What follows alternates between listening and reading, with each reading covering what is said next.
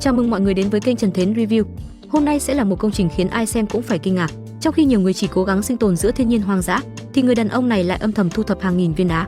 Mục tiêu của anh không chỉ là dựng một nơi trú ẩn đơn giản, mà còn xây nên một ngôi nhà ven sông vô cùng kiên cố và đẹp mắt. Thậm chí anh còn tự tay làm cả một cây cầu gỗ bắc qua dòng suối. Đến khi công việc hoàn tất, anh lại ung dung câu cá bằng chiếc cần tự chế, rồi thưởng thức bữa cá nướng ngay giữa thiên nhiên. Nhân vật chính của hành trình hôm nay là A Tường. Vì một biến cố trong cuộc sống, anh quyết định rời xa phố thị. Lần này quay trở lại, A Tường cũng đã chia tay căn chòi làm từ vỏ dừa trước đó. Anh tiếp tục xuôi dòng để tìm vùng đất mới, cho đến khi dừng chân trước một bờ sông đầy tiềm năng. Dù nơi đây bị cỏ dại và cây bụi bao phủ kín mít, nhưng A Tường lập tức bắt tay vào dọn dẹp không chút do dự. Những bụi cây có thể kéo xuống đều được loại bỏ ngay, còn những phần quá cứng đầu thì chỉ còn cách chặt bỏ, bởi anh muốn biến nơi này thành nền móng cho công trình mới. Sau đó A Tường tiếp tục leo lên cây, chiếc dao dừng lại bắt đầu làm việc hết công suất. Những cành cây cứng đầu lần lượt bị hạ xuống từng chút một, có thể nói anh không bỏ sót bất kỳ vật cản nào. Sau hơn 2 giờ miệt mài lao động liên tục, khu đất cuối cùng cũng được dọn sạch hoàn toàn. Ngay sau đó anh lấy ra chiếc xẻng mini quen thuộc và bắt đầu xử lý phần nền móng.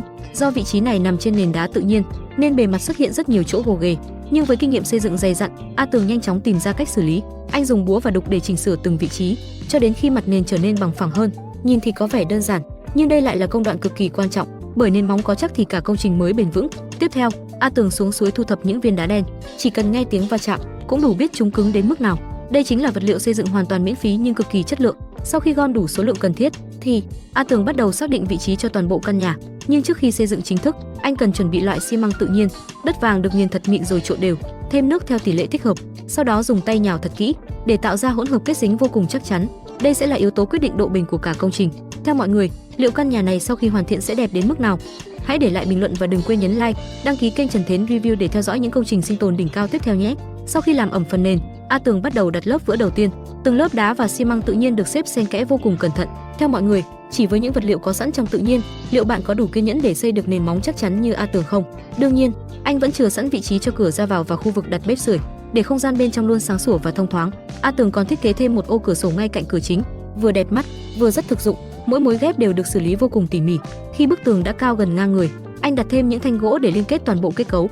Sau đó tiếp tục xây cao hơn.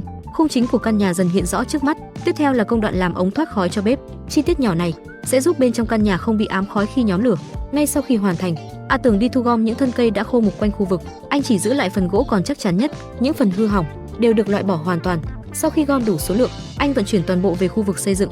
Công việc tiếp theo là chuẩn bị toàn bộ số gỗ này để làm hệ thống mái nhà. Từng thân gỗ đều được xử lý chống mục trước khi sử dụng. Sau đó cắt đúng theo kích thước đã tính toán, để việc lắp ráp thuận lợi hơn. Anh khoan sẵn các lỗ liên kết trên từng thanh gỗ, mọi chi tiết đều được hoàn thiện rất chính xác. Chẳng mấy chốc bộ khung mái đã được dựng lên, những khoảng hở giữa gỗ và tường đá được lấp kín bằng xi măng tự nhiên. Sau đó tiếp tục đặt thêm các thanh gỗ khác, khung mái ngày càng hoàn thiện hơn. Riêng khu vực ống khói vẫn được chừa đúng vị trí. Khi toàn bộ phần khung đã cố định chắc chắn, anh tiếp tục nâng phần ống khói cao hơn mặt mái. Để căn nhà có khả năng chống mưa tốt hơn, A Tường phủ thêm một lớp chống thấm lên toàn bộ mái, sau đó lại tiếp tục trộn thêm xi măng tự nhiên để chắt kín toàn bộ mái thêm một lần nữa. Phải công nhận rằng lớp đất vàng khiến căn nhà trông cực kỳ hài hòa với thiên nhiên, không hề có cảm giác thô kệch. Khi bề mặt đã được làm phẳng, A Tường tiếp tục đi cắt những bó cỏ tự nhiên. Loại cỏ này không chỉ đẹp mà còn giúp mái nhà chống nóng và chống thấm hiệu quả hơn. Anh cẩn thận xếp từng lớp cỏ.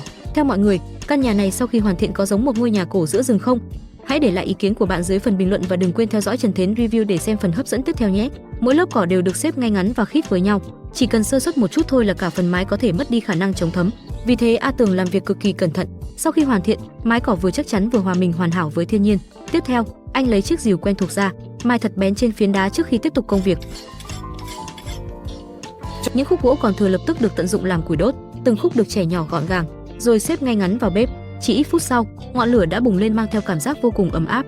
Nhưng căn nhà vẫn còn thiếu một thứ rất quan trọng, đó chính là một chiếc giường để nghỉ ngơi sau ngày dài lao động. A Tường dùng đá và xi măng tự nhiên xây ngay cạnh lò sưởi.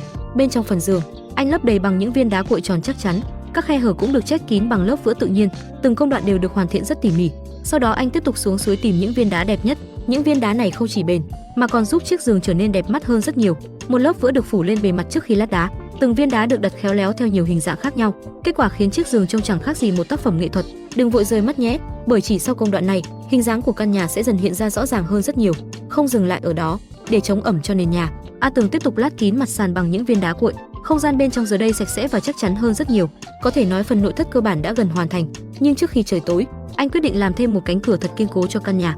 Vì vậy A Tường lại tiếp tục mang thêm những thanh gỗ về. Anh khoan lỗ chính xác trên từng thanh gỗ, sau đó liên kết chúng lại thành một khối thống nhất. Chỉ một lúc sau, cánh cửa mộc mạc nhưng vô cùng chắc chắn đã xuất hiện. Tiếp theo là khoan lỗ trên khung cửa để lắp bản lề thủ công và cánh cửa nhanh chóng hoạt động trơn tru. Sau một ngày làm việc không ngơi nghỉ, đã đến lúc A Tường tự thưởng cho mình một bữa tối thật xứng đáng. Anh lấy phần thịt đã chuẩn bị từ trước mang ra chế biến, rửa sạch bằng nước suối, rồi chặt thành từng miếng vừa ăn. Tiếp theo là ướp với những loại gia vị quen thuộc. Sau đó xiên thịt lên những que gỗ nhỏ để chuẩn bị nướng. Anh đặt lên bếp than đang cháy rực, mùi thơm lan tỏa khắp khu rừng khi thịt dần chuyển sang màu vàng óng. Nhìn thôi cũng đủ khiến ai cũng thấy đói bụng. Theo mọi người, một bữa tối giữa thiên nhiên như thế này có đáng để trải nghiệm không? Hãy chia sẻ cảm nhận dưới phần bình luận nhé. Đừng rời video, bởi ngày hôm sau A Tường còn thực hiện một công trình còn ấn tượng hơn nữa. Sáng hôm sau, A Tường lại bắt đầu một ngày mới bằng việc trộn xi măng tự nhiên.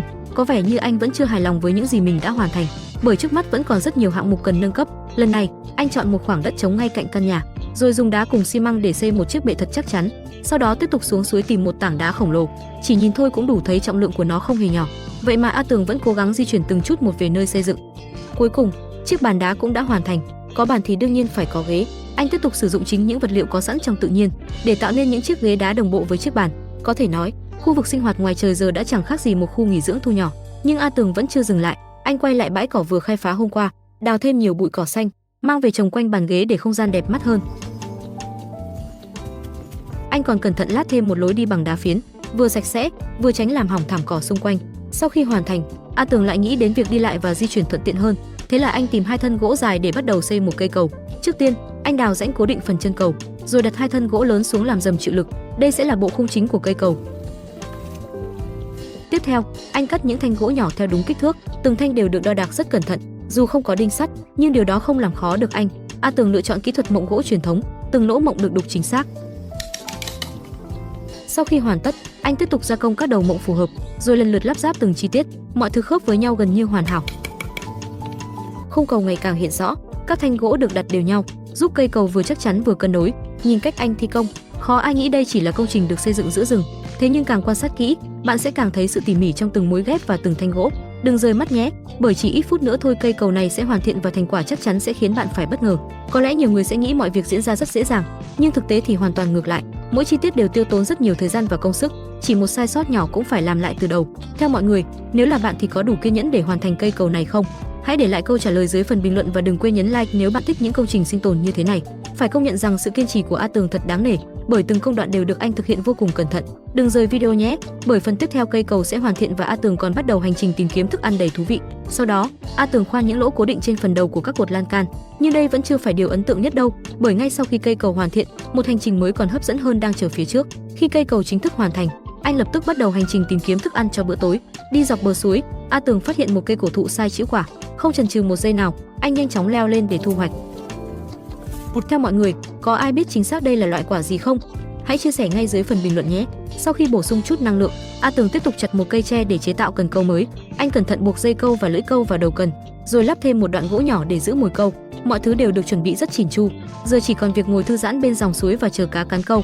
Có vẻ như kỹ năng câu cá của A Tường cũng đáng nể không kém khả năng xây dựng. Chỉ sau một khoảng thời gian ngắn, anh đã câu được khá nhiều cá lớn nhỏ khác nhau. Những con còn nhỏ được thả về tự nhiên, chỉ giữ lại những con đủ lớn cho bữa tối hôm nay. Sau khi sơ chế sạch sẽ, anh xiên cá lên que gỗ, chuẩn bị đưa lên bếp than. Mùi thơm của cá nướng bắt đầu lan tỏa khắp khu rừng. Để bữa ăn thêm trọn vẹn, A Tường còn nướng thêm vài củ khoai. Khi lớp da cá chuyển sang màu vàng óng, cũng là lúc bữa tối hấp dẫn đã sẵn sàng. Nhìn thành quả này thật sự khiến ai cũng khó có thể rời mắt. Nếu bạn cũng yêu thích những hành trình sinh tồn và xây dựng như thế này, đừng quên nhấn like, đăng ký kênh Trần Thiến Review và bật chuông thông báo để không bỏ lỡ những video hấp dẫn tiếp theo nhé. Cảm ơn mọi người đã theo dõi đến cuối video. Theo bạn, công trình này xứng đáng bao nhiêu điểm? Hãy để lại bình luận bên dưới. Hẹn gặp lại mọi người trong những hành trình thú vị tiếp theo.